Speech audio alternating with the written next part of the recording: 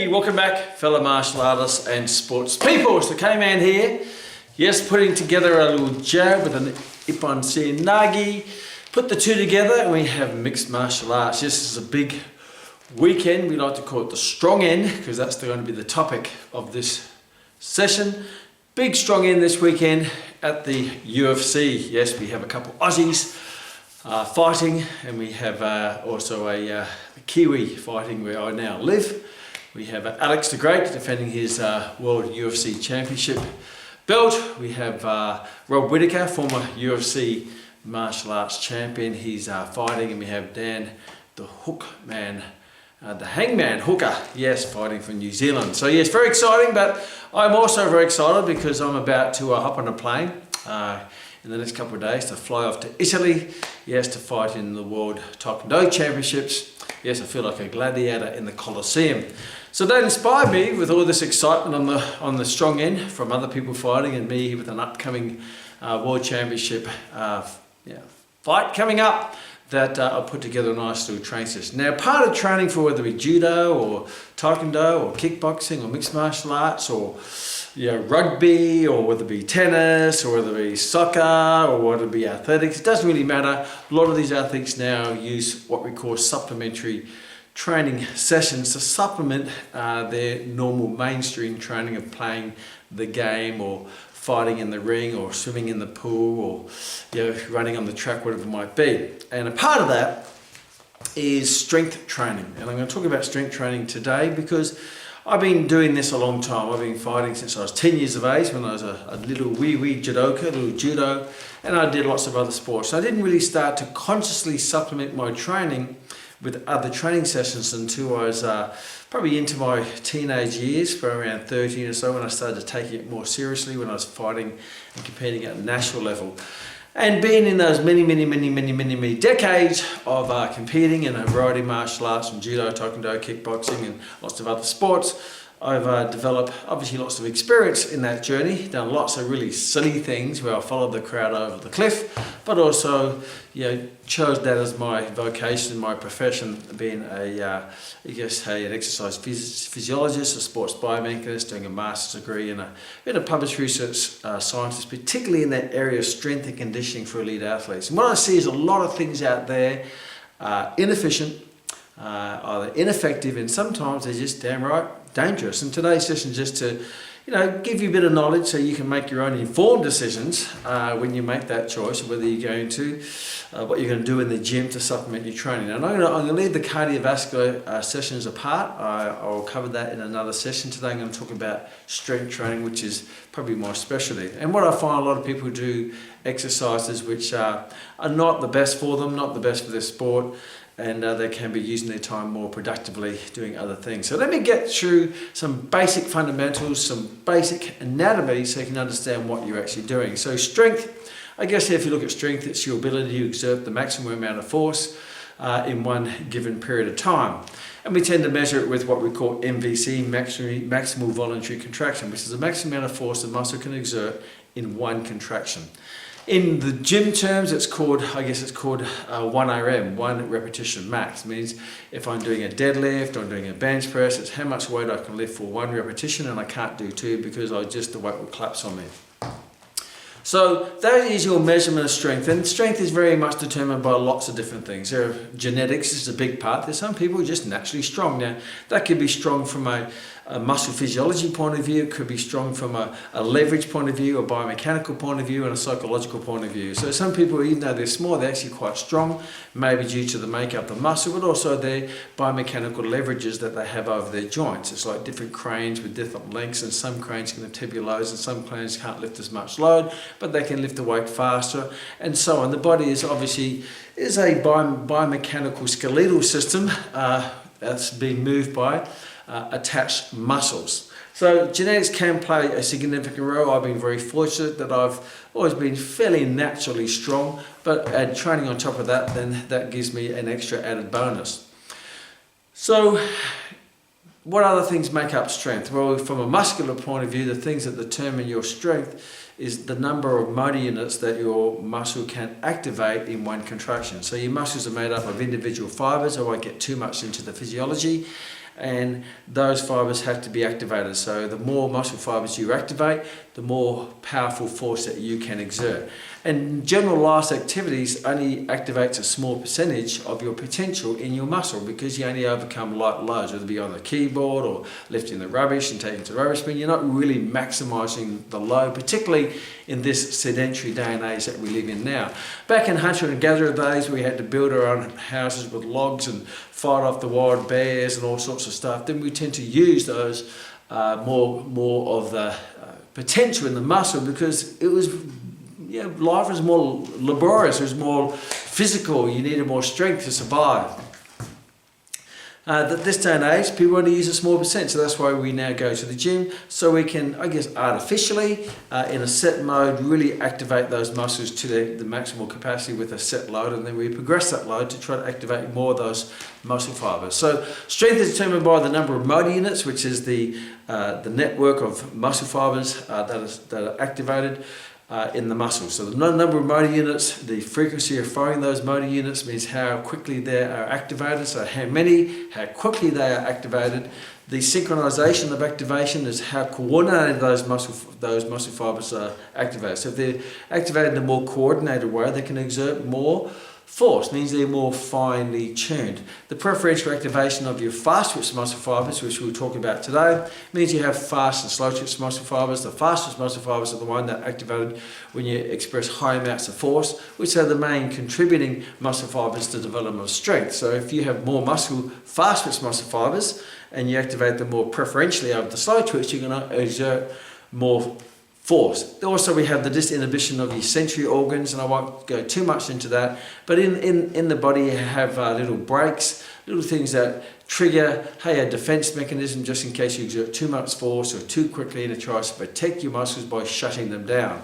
So you can decrease their sensitivity of the inhibition of those, and you decrease the sensitivity of those sensory organs. Also the inhibition of what we call your antagonist muscle groups, which are the opposing muscles which act as brakes. So therefore, with training, you can take your foot off the brake and put more foot onto accelerator. The accelerator is the acting muscles, and the brake is the opposing muscles, the agonist and the antagonist. So you can actually train that combination between the acting muscles and the opposing muscles, the agonist and the antagonist, as well as the sensory organs in there that try to protect the joints from you overexerting or doing too much or doing it too quickly. So that is very, very quick rundown of what contributes to strength. And the last thing is that all of those adaptations are more what we call neurological adaptations. It means you can get very strong without getting really big. That's why women can get very strong, but they don't necessarily get big muscular wise. Men can get really strong, but not always big. You can increase your strength by say 100%, but your muscles aren't going to grow by 100% because a lot of those adaptations are what we call neurological. And then obviously there's a contributing factor of muscle size, what we call muscle hypertrophy. It means the last resort is that you start to lay down more muscle tissue and you start to put on muscle size. But a lot of strength can be contributed to by what we call neuromuscular adaptations. So when you say, okay, I want to get strong for my sport, well, the first question is, how strong do you need to be? What is optimal strength? And that's a great topic of discussion, optimal strength. So optimal strength is the level of strength that you need to perform your sport to its maximal capacity, where any further increases in strength will not increase your performance. Because a lot of the time you can overcook the turkey. You can get really, really strong, but that's not going to contribute to your performance. For example, big, massive powerlifters, bodybuilders aren't the fastest runners. Even though big bodybuilders and powerlifters use a lot of fast muscle fibers, they're very strong, but that doesn't correspond over into speed on the running track. So the bigger you are, the stronger you are, doesn't mean the faster you are, depending on the sport, because their strength is way gone past that optimal level of strength for maybe a 100-meter sprinter. For a tennis player who has to just overcome a racket and a small ball, they don't have to be able to bench press 300 kilo because that's way past their optimal strength, where they need to be strong, but they don't need to be Hercules. They don't need to be Superman to hit a small ball with a small racket. And what determines your optimal strength tends to be the weight of the implement or the weight of the object that you have to overcome. So the heavier the object you have to overcome, the more strength you need. For example, if I'm a powerlifter, I have to overcome a very heavy weight. If I'm a tennis player, I only have to overcome the weight of the racket and hitting the ball. So the weight is lower, therefore I don't need as much strength. If I'm a badminton player, the racket's even smaller and the shuttlecock is even smaller, so I don't need as much strength. The greater the size or the weight of the weight of the implement or the object you have to overcome, the more strength you need to overcome that object. So when you go into sports such as wrestling, you have to overcome another person, they'll tend to be strong. They need more strength. If in judo, for example, I have to overcome, now taking aside technique, obviously you need fantastic technique, but strength is a beneficial addition to technique.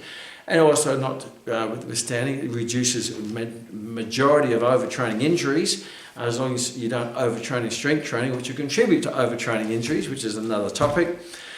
However, if you're doing judo, for example, you're overcoming the weight of another person, so you need to be stronger. Now, I'm going over for the World Taekwondo Championships, which is basically punching people in the face and kicking them in the guts and kicking them in the head and all this sorts of stuff. So I have a small 6-ounce glove, so the weight that I need to overcome is just the weight of the glove. So I don't need super strength to be a great Taekwondo fighter. I may need a bit more strength if we're in a clinch and we push each other around, but that doesn't determine the outcome of the fight. What determines the outcome of the fight is the number of times I punch him in the head or kick him in the belly, whatever it might be. So I don't need to be as strong for Taekwondo as I do for judo, because judo I have to overcome another person. If I'm a front row forward in the All Blacks, then I need a lot of strength to overcome in the packing of the scrum. If I'm running down the middle of the guts of the forwards at the time, I need strong strength to do that, to push them back. If I'm the winger, I won't need as much strength, even though a lot of wingers now are quite strong because they have to push the other winger out of the way to score the try, but they don't have to overcome as much weight or the weight of an opposing person as the front row is. So optimal strength is really the strength that you need to optimize your performance in that sport, where any further increase in strength will not contribute to your performance. And sometimes that is determined by the way you play the game. So if you're like Muhammad Ali in boxing, I show my age now, who dances around and fights from a distance and shoots at jabs there, he doesn't need to be as strong because he doesn't get in the clinches as much, and he doesn't use his strength to win the fight. He uses his speed and his footwork and float like a butterfly, sting like a bee, you cannot hit me type thing. But if you're like Mike Tyson, again showing my age, who's short and stocky, he uses strength and power and inside fighting, so he probably needs to be stronger because that's the style, even though it's the same sport, they fight a different type of game. So one may implement more strength and one may not implement as much strength. If you're a winger, you may rely purely on speed and timing and all that, swerving to score tries, but you might be like a big John Alomu who just tramples over the top, where he requires more strength. So that gives you a bit of a background of strength and how much you need. Now, for your sport, shot put, they need a fairly heavy, they can lift a heavy put, so they need to be strong. But if I'm hitting a tennis racket, I don't need to be as strong. If you look at 100-meter sprinters, they need to be strong, particularly at the start of the 100-meter sprint, where their body is stationary and they have to overcome the weight of their whole body to push off the blocks to get the acceleration, and that's where they need the strength. Not so much in the second half of the race, but more the first half of the race to reach peak velocity. Because once they get going, their feet are only on the ground for milliseconds, and in that time they don't have the time to express maximal force anyway. But at the start, their feet are on the ground for longer periods of time until they get that acceleration, so they have more time to express force. But once they get going, you don't need as much strength, and that's why when you look at the 200 to the 400, their physiques tend to get leaner because they don't rely as much strength or muscle size to get speed, because speed is more that very ballistic speed with minimal ground contact time, maximum rate of meaning what we call the rate of force exertion. So the ability, not how much strength they got, but how quickly they can exert it, which is also another topic of discussion. So there's the census. Think about how much strength. So if you're going to the gym trying to become Hercules, it may be a waste of time if you're playing a sport where you don't need to be that strong. Yes, you need to be strong for judo, but you don't need to be powerlifting strong. You don't have to be front row forward strong. You just need to be strong to overcome your weight category in your judo competition. Now, strength is also, what contributes to strength, as I mentioned before, is fast twitch muscle fibers. Now, there's basically two types of fibers, and there's what we call an intermediate fiber, and it can actually be divided into greater subcategories of that. So you have slow twitch muscle fibers, which are small muscle fibers that exert a lower amount of force, but they can do it for long periods of time. So it has high endurance, but it has low force. So that's for long distance running, if you're going for long walks, whatever it might be. So slow-twitch muscle fibers are the first type of fiber. On the other extreme, there are fast-twitch muscle fibers, what we call fast glycolytic, and they're larger fibers. They exert high amounts of force quickly, but they fatigue fairly quickly. So you can go to the gym and lift a heavy bench press or do a heavy squat, and you do 4, 5, 6, 7 repetitions of maximum effort, but then you soon conk out, and you need a good rest to be able to activate them again. And I talked about the energy systems that coincide with that. The energy systems that coincide with slow-twitch muscle fibers are your aerobic energy system. Fast-twitch muscle fibers is your phosphate energy system, and we discussed that in a previous session on the physiology and the energy systems for sport. The intermediate fibers are what we've called fast oxidative glycolytic. So they're somewhere between the size of the two extremes, the slow twitch and the fast twitch. Sometimes the slow twitch are called red fibers because they're red because they require blood supply, and the fast twitch are referred to white fibers because they don't have blood supply, so they have the colour of white. Well, the intermediate fibers can adapt and take on characteristics of slow twitch or fast twitch depending on how you train and how you condition those muscle fibers. So in judo, I guess, or taekwondo and martial arts, because it's a very interval-orientated sport, you probably need fast-twitch muscle fibers to throw fast punches in the kick. You need fast-twitch fibers to do a fast, strong seoinage or tomoinage or what it might be. But in between me dancing around, I'm using my slow-twitch muscle fibers to recover, my fast-twitch muscle fibers to shoot the next punch out. In judo, I might be moving around and I'm recovering, so I'm using my slow-twitch muscle fibers, and while I'm doing that, my fast-twitch are recovering to go for another attack, whether it be a combination or it be a straight throw or whatever it might be. And the same applies with for playing tennis. I fast-twitch, serve it, now sprint, fast-twitch, sprint. Gain that round is over, then you go back, you have a little bit of rest, you bounce the ball a few times and you recover. So a lot of sports intervals require fast-twitch muscle fibers to dunk the basketball, to serve things, to throw the punches, to do the scrum, but in between you're using your slow-twitch muscle fibers to get to the next point, get to the next play, get to the next combination or what it might be. So yes, fast-twitch muscle fibers are really important because they tend to be the ones that are dependent upon whether you throw the person or hit the person or dunk the basketball or push your opposing forward back or hit the ball. So they're very important in the performance of a lot of interval-based sports. There are sports which are more slow-twitch muscle fibers, which are the marathon running, and there's sports which are just purely fast-twitch, which are maybe like shot put, high jump, and powerlifting. So how do you train these fast-twitch muscle fibers? Well, the best way to train them is they have to overcome a high load. A high load, because to overcome a high load or a heavy load, you need to activate the fast-twitch muscle fibers. They're not activated unless you're overcoming a load which is 80% of your 1RM or 80% of your MVC, maximum voluntary contraction. So going in and doing light weights does not activate your fast-twitch muscle fibers. So basically, essentially, if you look at, say, from a strength training point of view, repetitions above, say, probably above 6, you're going more down into the intermediate fibers to the slow-twitch muscle fibers. 10 reps, 11 reps, 12 reps. The higher the repetitions, the more you're going into slow-twitch muscle activation. The lower the repetitions with a maximal load means you fatigue with those repetitions. Means I don't do 5 and stop, but I could do 10. That's a sub-maximal load. I do 5 because I can't do 6 because I fatigue, because that's the heaviest load I can lift.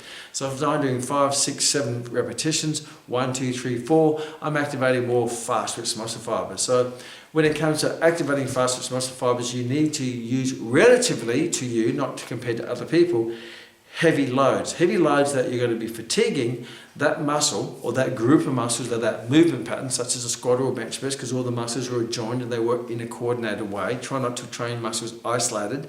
That's just silly. That's like me learning how to walk by me just working on, I'm going to work my knee, then I'm going to work my hip, then I'm going to work my foot, and then hopefully I'm going to put it all together and I'll be walking really well. No, the best way to learn to walk is to walk with all of those joints and muscles working in a coordinated way. Because a part of strength is not just the intramuscular coordination, but the intermuscular coordination to be strong at a movement pattern, particularly a sporting movement pattern. And that comes by doing what we call compound functional based movements, which are full body movements, such as squats, bench presses, chin-ups, rows and stuff like that. But if you're going to do them with a load that's going to activate the fast twitch muscle fibers. Now, to start with, just do them in a nice controlled way. You may start with a lighter weight to get used to it and get the joint stable and get the movement pattern moving and learn the motor skill. But once you've got the motor skill and you've got the stability and you feel comfortable and you feel strong, then you need to try to increase the load, whatever the movement pattern that might be, to that 80% of MVC, 90% of MVC. Obviously, when you get down to 95 to 100% of MVC, which is 1 RMs, then could be a little bit of a safety issue if your technique is not right, or you're not quite warmed up, or the execution is not correct, or your head's not in that space. So generally speaking, we talk about doing as many reps as you can, but once you go above 5 or 6, put the weight up. So when you do weights, don't stop yourself at a rep range. Don't stop yourself at a number. Why do you limit yourself? Do as many reps. So put a weight, do as many as you can, and if you can do over 10, put the weight up. And then if you do over 8, just put the weight up. And over time, if you can do over 6, put the weight up. And you do over 5, put the weight up. And so that number is there to break, not to stop. Right? Break means you push through it. That number is there to pass by, not to stop. So don't use numbers to stop. A lot of people go in there 8, 9, 10 and they stop. Don't stop, keep going, you've got more potential.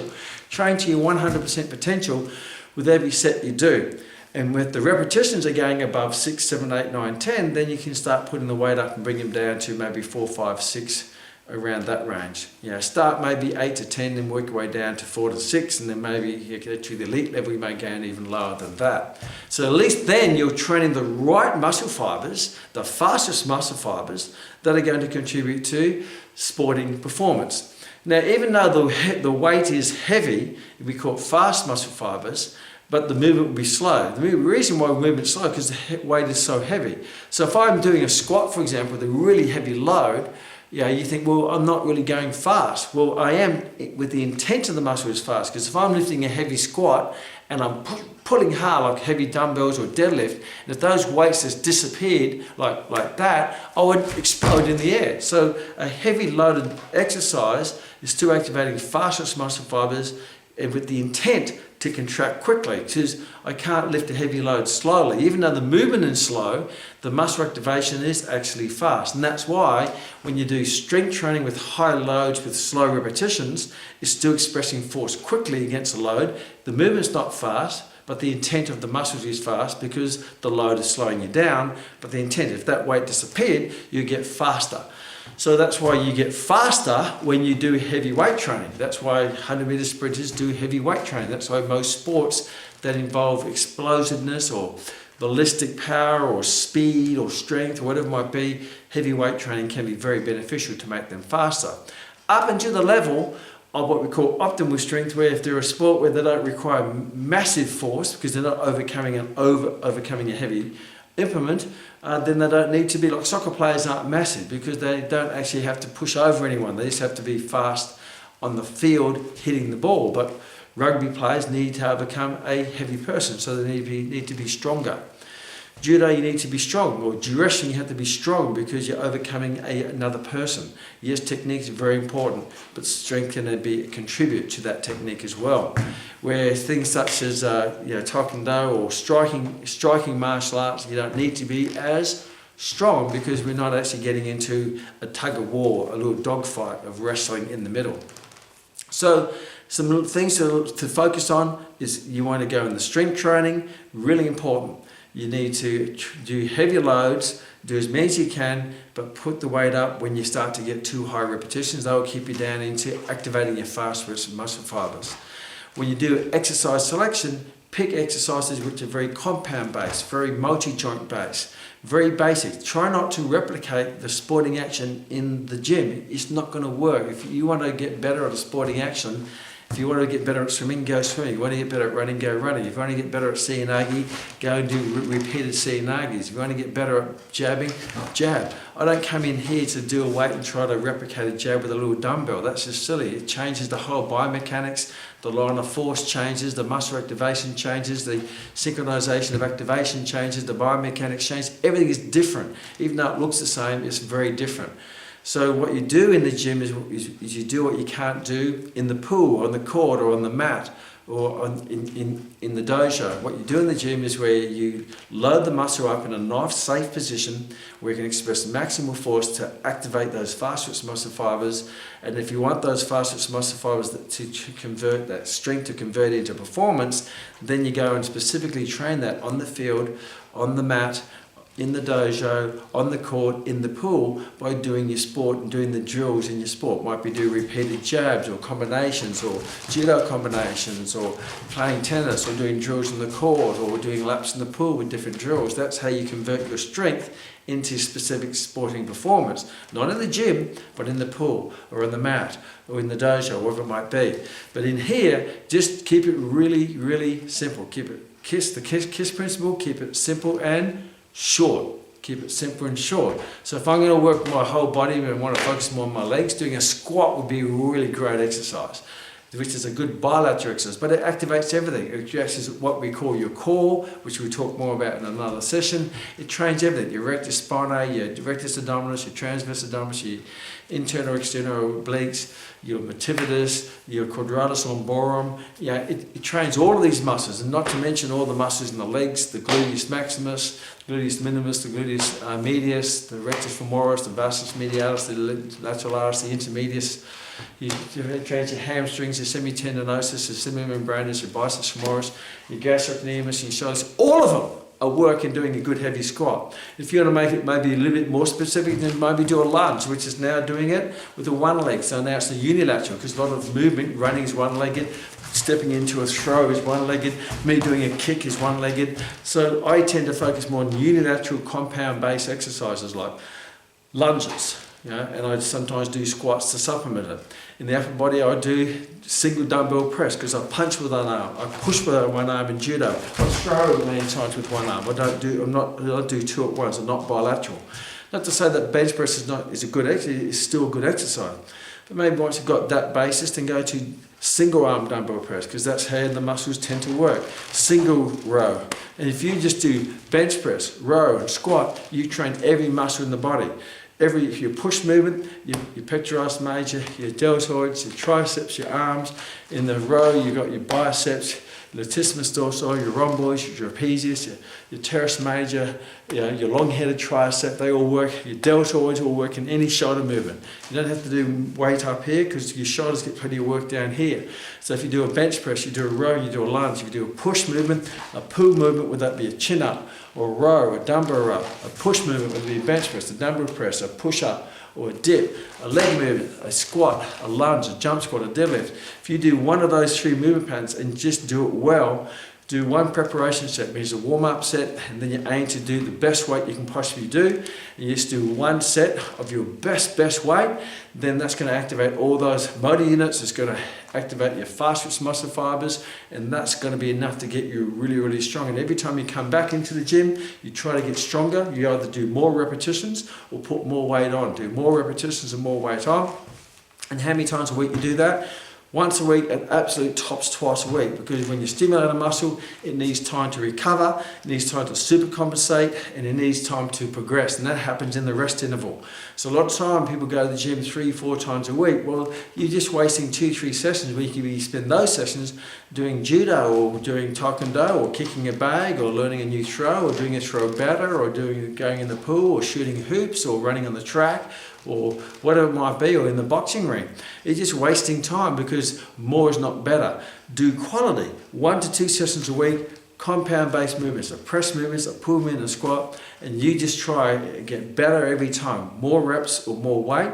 Do it once a week. I only strength train once a week. That's all I need, and I'm pretty strong. I'm no Hercules, but I'm very strong for my sport, very strong for my age, and very strong for my category. I'm normally the strongest person in my division. I only strength train once a week. But every time I train, I try to break records and progress a little bit, inch by inch, life's a cinch, yard by yard. It's very hard, but I don't overtrain, because if I do too much, I'll start overtraining. That will give me diminishing returns, training plateaus, and eventually an injury. And a lot of people, their injuries are done in the gym, or off the court, or off the field, or off the pool, or off the mat. they do too much outside, too much plug jogging, too much crazy stuff in the gym, trying to do explosive, weird stuff, flinging weights around and all that. But you're better off flinging bodies around in judo or flinging heads around in punching than going and flinging weights in the gym in a movement pattern which is even related to the sporting movement.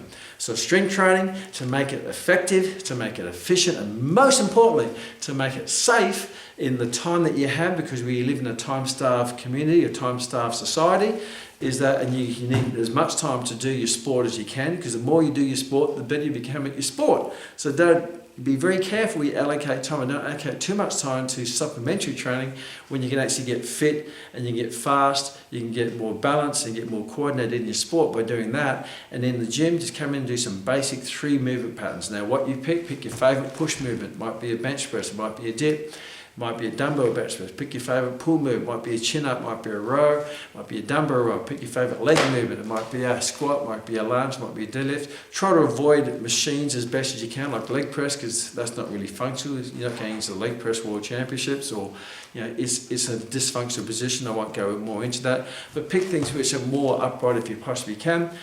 Get strong at that, and you watch your strength grow without getting injured, and then that will transfer into your sporting movement by doing your sporting movements. And you may even adapt your sporting movements by making them a bit more explosive or a bit more quicker, like doing very fast uchi-komis in and out, or doing very fast jabs, or doing different combinations using speed and agility. That's where you best get your speed and agility, is in playing your sport. Get your fundamental strength in the gym and convert that into speed and agility and power by practicing your sport in a very explosive, quick way using good technique. So hopefully that's been very beneficial for you.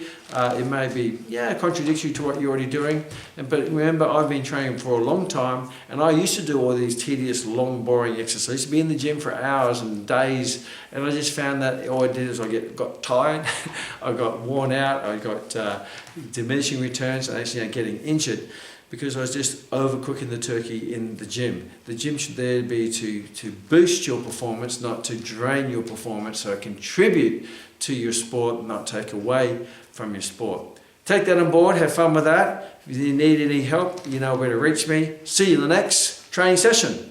Ciao.